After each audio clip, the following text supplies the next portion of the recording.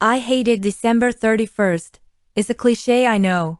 Everything around you sparkles, promising miracles and change, yet you sit there, feeling like the single unhappy element in an otherwise perfectly glittering tableau.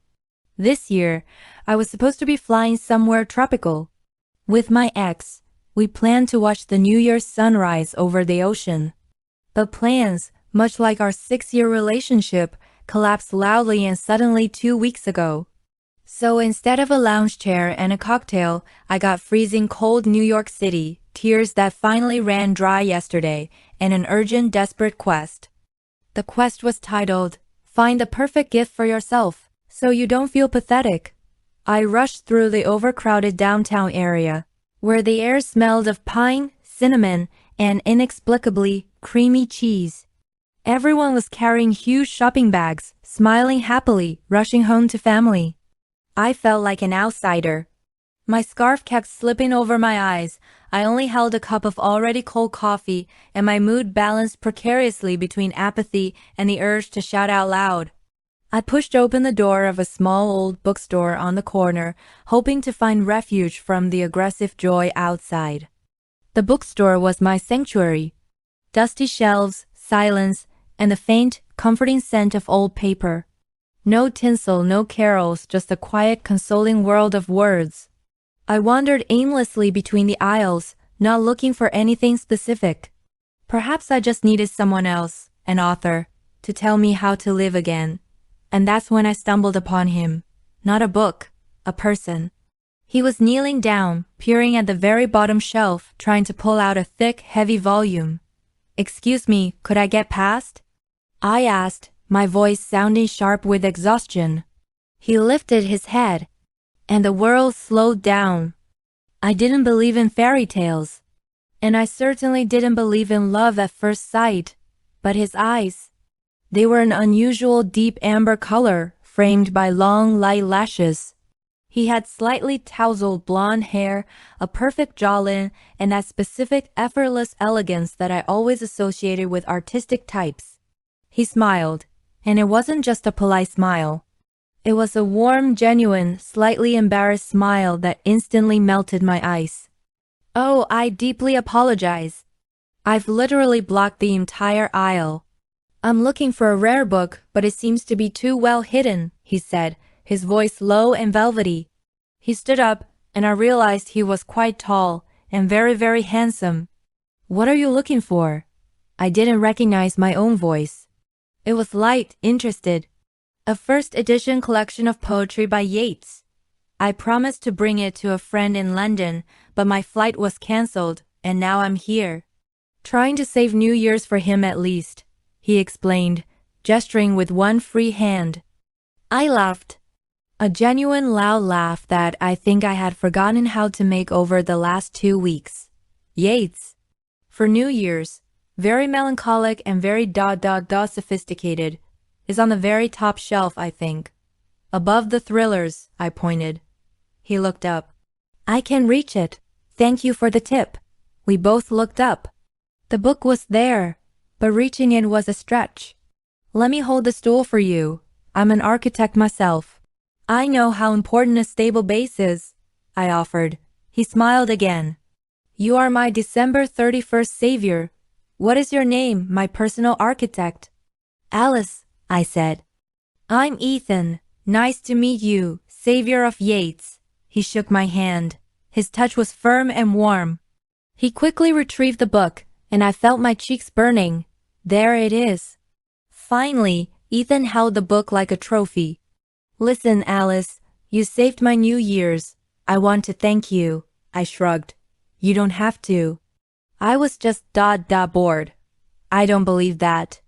A person who spends New Year's Eve looking for solace among old books can't be just bored. They must be heartbroken or something close to it," he said, suddenly serious. I was startled by his perception. He looked directly into my eyes, and I couldn't lie.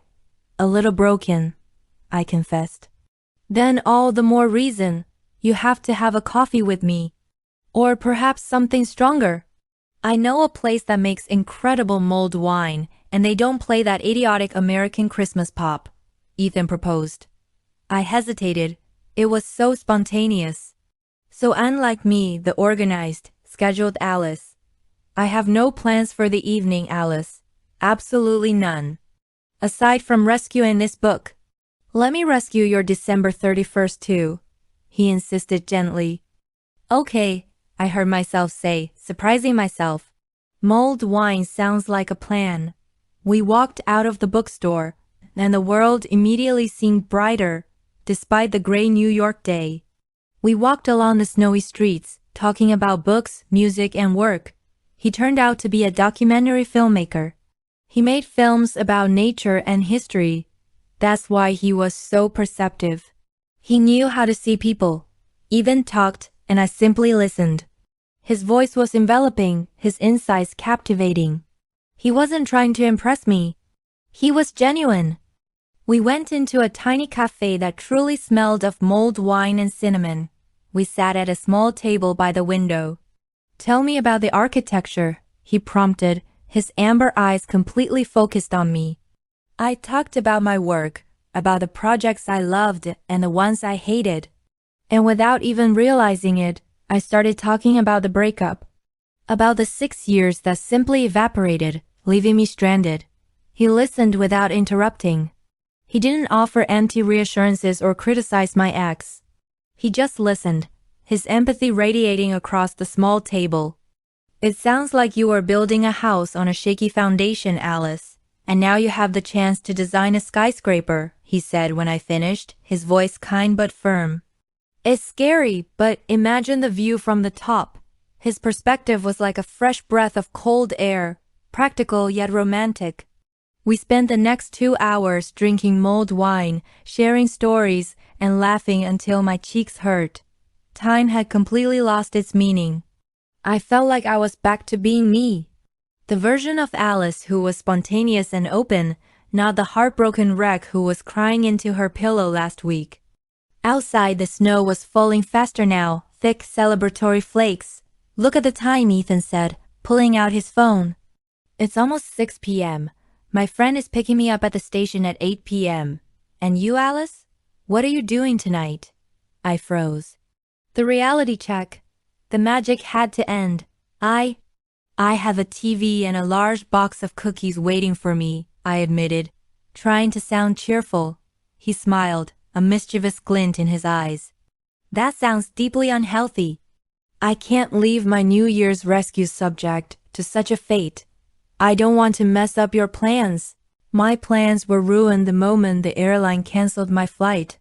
Now, my plan is to get this book to my friend and make sure you survive the night. He leaned closer. Come with me to the station. We can grab a quick dinner near there. And when my train leaves, you can go back to your cookies with a little less sadness in your heart. Are you sure? Never more sure, he confirmed. Besides, I still haven't found a single reason to regret skipping my flight. We left the coffee, the air crisp and freezing. As we walked, the city lights reflected off the fresh snow, turning the streets into a scene from a movie. I felt a giddy anticipation I hadn't felt in months. This was what spontaneity felt like. This was the magic that December 31st was supposed to hold.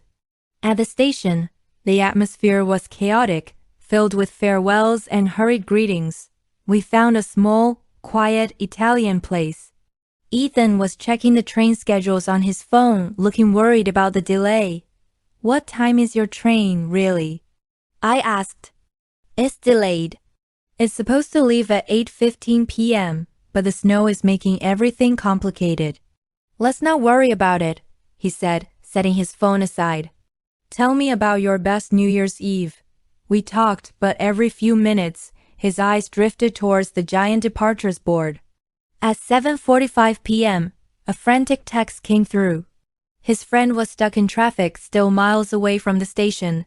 At 8:15 p.m., his train was called. Last call for the northbound express to Montreal. Ethan looked at the board, then at his phone, then at me. His face was a mask of conflict. I have to go. My friend will meet me at the gate, he said, grabbing his small duffel bag and the Yeats book. Go, run. Don't miss it, I urged, standing up. He rushed away, but after 10 steps he stopped. He turned around, his eyes locking onto mine across the busy terminal. He ran back to me, dropping the book and the bag at his feet. He took my face in his hands. "Alice, I can't," he started, his voice rough. He didn't finish the sentence. He leaned in and kissed me. It was a perfect kiss. Unexpected, urgent, and filled with a warmth that completely banished the cold from the snowy city. It tasted like mulled wine and fresh hope. He pulled back, his amber eyes burning into mine. "I need your number." "No, I need your address." "I don't know when I'll be back, but I am coming back," he said breathlessly, pulling out his wallet and scribbling furiously on the back of a business card. "Here, my number. My email, everything. Don't let this be just a December 31st story," he said, pressing the card into my hand. I was speechless, clutching the card. He grabbed his bag, gave me one last intense look, and sprinted towards the gate. I stood there, watching until his silhouette disappeared into the crowd. My heart was pounding not from sadness but from exhilaration. I looked at the card in my hand. Ethan Clark, documentary filmmaker. I had no idea when or if I would see him again. He was gone, carried away by a last-minute train. But the broken pieces of my heart were suddenly glued back together, not with superglue, but with a powerful, spontaneous kiss and a promise. I walked out of the station. The snow was still falling.